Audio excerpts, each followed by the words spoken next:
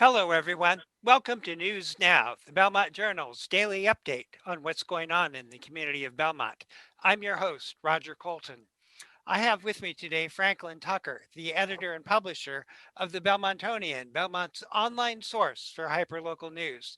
Franklin, thanks for joining us. There is news about in person versus hybrid learning in the Belmont schools. Bring us up to date.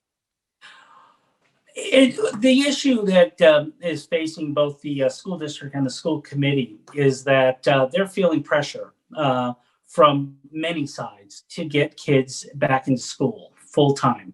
The pressure is coming from the national government. The CDC came out yesterday on Tuesday with a report that said students can go back to class without real danger, and that teachers don't have to be vaccinated for schools to do that.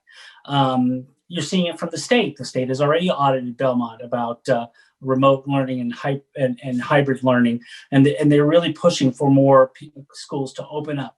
And locally, we're seeing candidates who are running for school committee specifically on the issue of putting kids back into school. So they're feeling that pressure from one side. From the other side, they have a very strong a teachers union, the Belmont Education Association, which has been very quiet, very disciplined in their message, which is no message at all. They're going to be talking to the school committee and the school district, but they have been saying safety first. So they want vaccinations. They want the gold standard in terms of safety. So in this midst, what happened is that the Superintendent John Phelan has stated that he has now created a task force called the Return to In-Person Learning Group. It's going to be led by two very well respected educators, Michelle Reinhardt and Dr. Drew Eckelson. Both are Harvard. Both are graduates of the Harvard Graduate School of Education, and superintendents, and had a lot of experience in this. And what they're going to be doing is going to take this group, and it's going to be a very large group. It's going to be about 26, 27 members. But they want that large is because what they're going to be doing is they're going to be splitting them up into subgroups, and those subgroups are going to be taking on very specific and very special issues. Now, the first thing that they're going to do is that they're going to find conditions. They're going to find what the conditions are for a safe return, and find out, and also determine what the barriers are in doing so right now.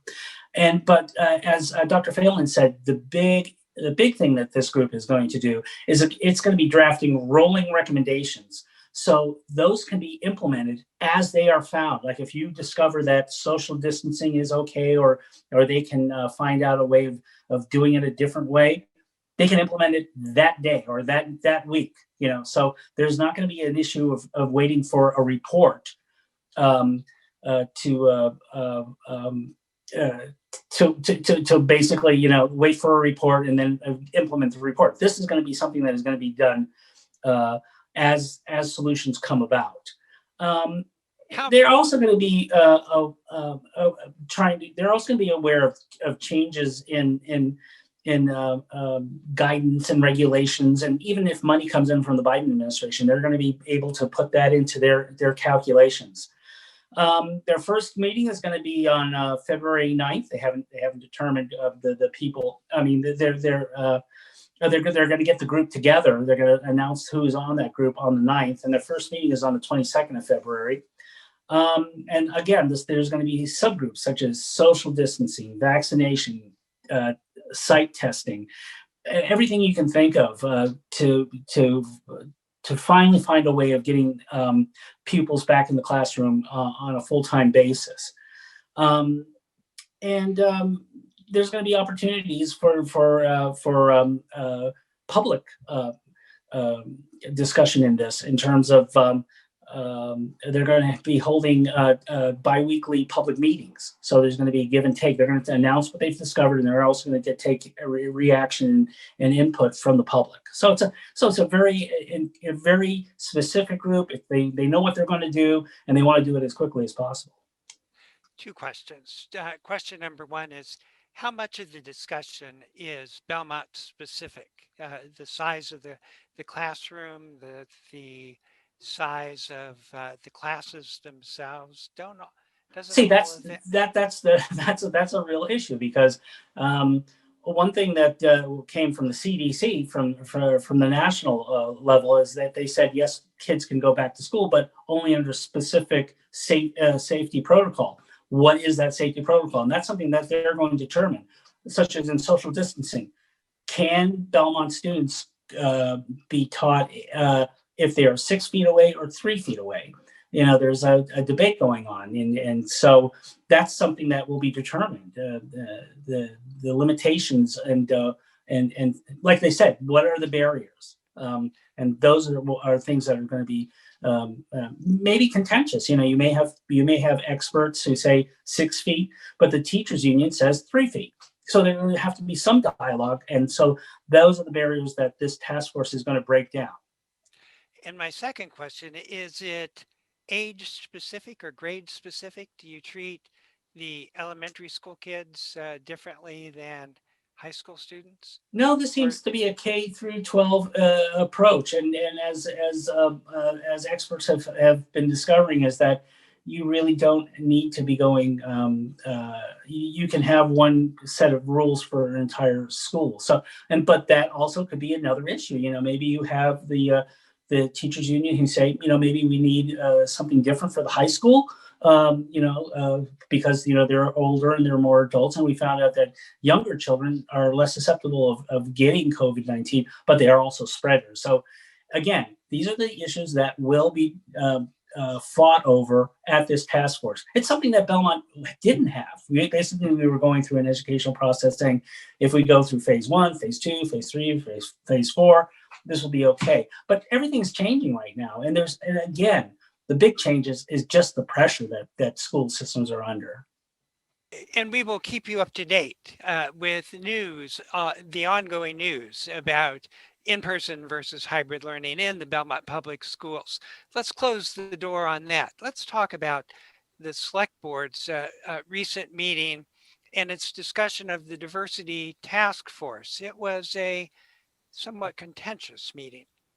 It certainly was contentious. What we saw was ever since the road rage murder of Henry Tapia, there's many demands coming from civil and human rights campaigners in Belmont who want to see something done in terms of what they believe is institutional racism and a lack of diversity in town. One effort that is being done by the Select Board is to establish a diversity task force. It would be for 6 months. They would meet weekly and then have an interim report and then an executive summary. That simply is not going to stand with campaigners now. They want to see, as Kim Haley Jackson, who is the vice chair of the Human Rights Commission, said, that it is, what we don't need is unfunded mandates. What we need funding. We need a person in the Human Resources Department in Belmont who will work on diversity and much more of a dialogue.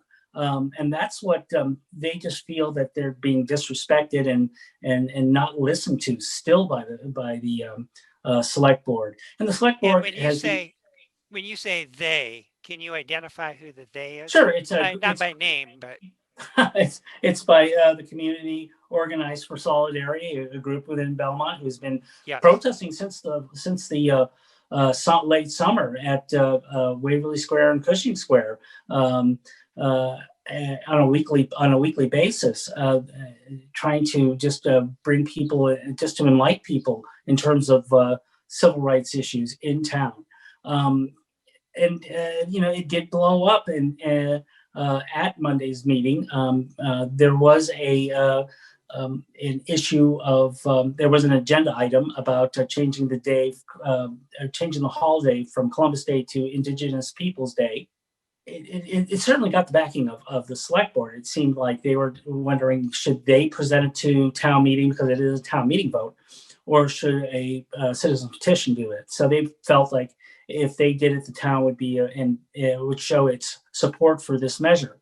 Um, there was a dispute there because of I think some things that were said by Roy Epstein, that the chair, which the campaigners have felt what was maybe tone deaf more than disrespectful, and he should have just kept those opinions to himself. But also that he did something that the select board has always done, and that is, if they were running late on a agenda, if they were running late on their meeting, they would limit public discussion to 2 minutes each person.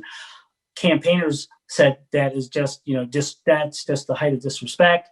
You're not letting us speak to the community, or you're not listening to us. And I think there is just a cultural challenges and a clash of what people are doing and what they think is the right way of doing it. I think that what the select board is doing is they're trying to do a dialogue, but they're kind of missing what the campaigners are actually asking for. But some of that, of course, is they can't automatically fund something. They can't. That is a town meeting issue that will come up in the budget. There is an ability to maybe switch money around. They can do that right now, but how does that affect a very tight budget that we're under, and especially when we're coming up to a override vote? So they're not going to commit to anything just yet. So you see that people may view that the lack of putting a person in the human resources department and not funding this diversity task force for as a permanent task force, they feel that that's just you're just pushing us aside, but the select board said that's not the case. We can't do a lot right now because of the way the government is structured. And this sounds like it is an issue that will be back before the select board and back before town meeting time and again. It will certainly be before the town meeting, and that should really, you'll see, and then that comes out to, do you want to put a person, you want to add people to the government, to departments, and especially if the override doesn't pass. I mean, that's going to be very hard to do, and how does that seem, and how will campaigners view that? So yeah, it's going to be something that's going to be around for a long time. That's great. Thanks for bringing us up to date. We've been speaking with Franklin Tucker, the editor and publisher of the Belmontonian, Belmont's online source for hyperlocal news. You've been watching News Now, the Belmont Journal's daily update on what's going on in the community of Belmont. Thanks for watching. I'm your host, Roger Colton. I'll talk with you again next time.